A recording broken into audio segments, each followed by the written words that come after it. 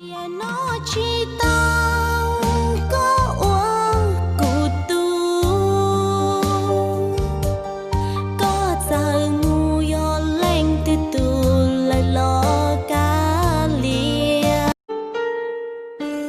mẹ lên người tu nên chỉ sẽ tu cụ xa tao cha yo cho cụ sẽ ô lô bỏ yo món nó cụ tao bùa tại chế tô lần chơi yo thả có bỏ cả nó mẹ lên nụ một chân chân cho xử lý con.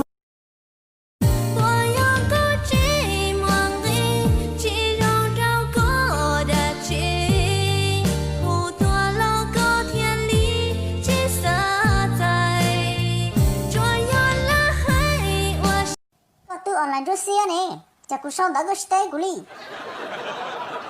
À, chuyện cho bao nhiêu thà? Tôi bảo tiền mua nên chạy chạy nhiều thiên nào là bao, tao bảo tao chơi nó lên sao nhở, để xí chịu cha. À, chơi khí cú sao?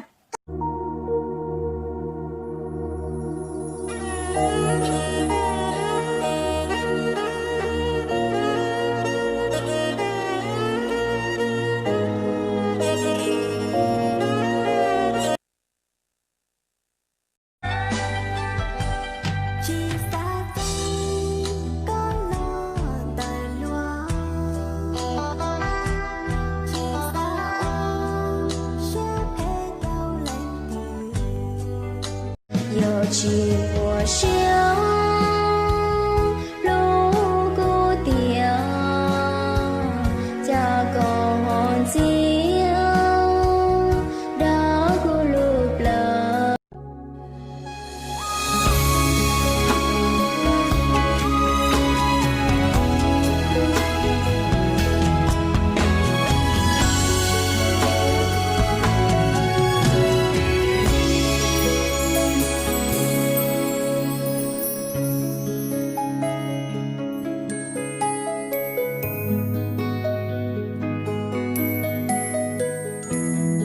Đây là tôi khi chụp ảnh bằng cam thường.